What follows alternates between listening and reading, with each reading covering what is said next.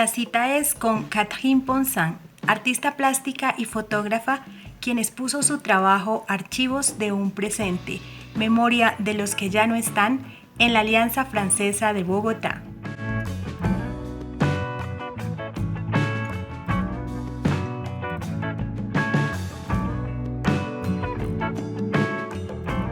Bonjour Catherine, c'est un plaisir de t'avoir avec nous.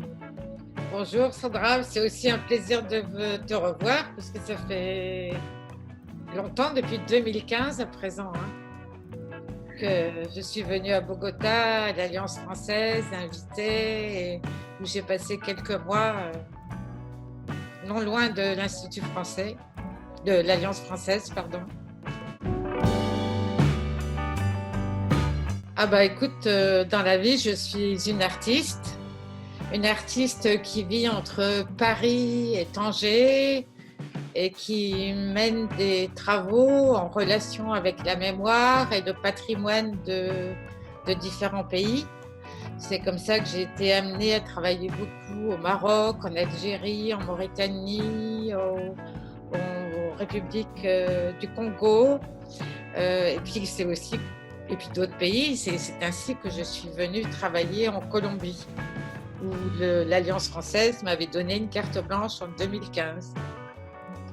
Donc voilà, mon temps est occupé à être une artiste qui fait des résidences, qui fait des travaux à partir de patrimoine et qui parfois fait également des workshops avec la population locale, parce que durant ma résidence, je peux rencontrer pas mal de personnes et bien souvent, après avoir exposé mes travaux, il y a une série de workshops qu'on me demande de faire ou bien que j'initie, comme récemment j'ai fait au Maroc à Tanger. J'ai constitué un workshop et j'ai travaillé avec des enfants des rues. La population autochtone m'intéresse beaucoup et d'humanité mène beaucoup mon travail. Donc tu vois, je suis toujours beaucoup occupée et je travaille toujours avec grand bonheur. Alors je pense qu'il y a toujours plusieurs causes à un symptôme, si je puis m'exprimer ainsi, et que les raisons sont multiples. À l'époque, quand j'étais plus jeune, il n'y avait pas d'école de photographie en France.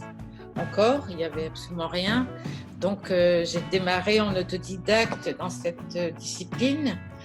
Et petit à petit, j'ai trouvé un sujet de recherche qui a intéressé quelques centres d'art et puis une galerie. Puis plus après l'université Paris 8 qui m'a chargée de cours. Et c'est ainsi que petit à petit s'est construit mon parcours d'artiste, qui est un parcours, là quand on dit que la vie d'artiste c'est une vie de bohème. Alors des artistes, bon c'est vaste le mot artiste, parce que je dirais que je ne m'intéresse pas qu'à la photographie. Quand on fait un art, on s'intéresse à tous les autres, c'est-à-dire à la danse, à la musique, à la peinture, à la sculpture, à la lecture évidemment. Donc je pense à Boltanski, Richter, Bacon en peinture, Marguerite Duras en littérature qui m'a beaucoup influencée.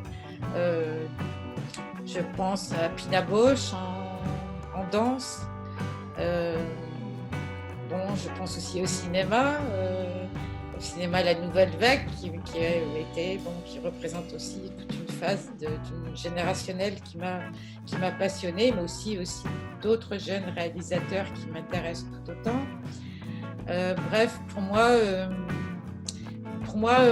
un artiste des arts plastiques n'est pas isolé d'un artiste, d'un danseur,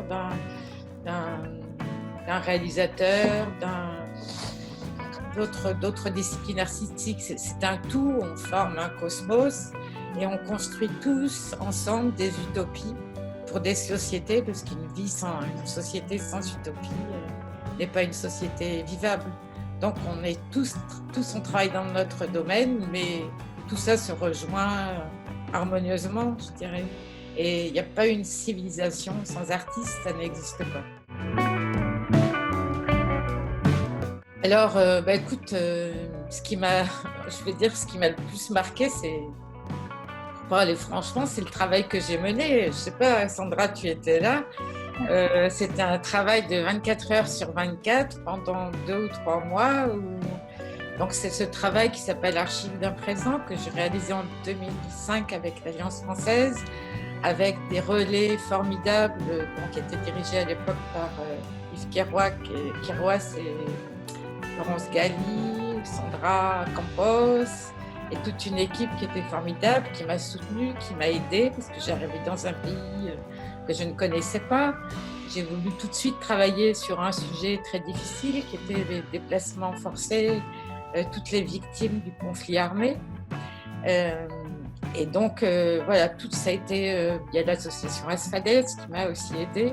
Donc, je veux dire, c'est toute cette humanité qui a entouré mon projet, qui était un projet... Et puis le centre d'histoire de Bogota, le centre de mémoire de Bogota, qui s'est aussi impliqué dans ce projet. Donc, j'avais des partenaires de Colombie, des partenaires français. On a même fait un livre qui a été imprimé en Colombie avec les éditions Volcan, qui a été diffusé en France et en Colombie. Il y a eu ce salon du livre de la ville de Bogota qui était très important. Enfin, ce qui m'a beaucoup marqué, c'est de rencontrer ces hommes, ces femmes, ces victimes, tous ces gens qui ont accompagné cette période de l'histoire difficile, qui continuent toujours à se battre. Ce que j'ai aimé aussi, c'est la musique. J'ai pu aller... Je me souviens que j'étais aussi en Colombie pendant la Semaine Sainte.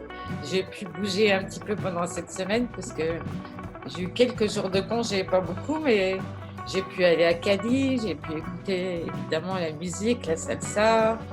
Et ce que je retiens en tout cas de la Colombie, c'est des rapports humains qui étaient très, très forts, qui étaient très denses, qui étaient très, très chauds, une grande chaleur. Et voilà, puisqu'il y a des tas de personnes que je continue à suivre aujourd'hui grâce aux réseaux sociaux. Et puis, que je retrouve avec plaisir. Et voilà, la Colombie, pour moi, ça a été beaucoup le travail que j'ai mené avec toutes les personnes qui m'ont accompagnée, parce que toute seule, je n'aurais pas pu le faire.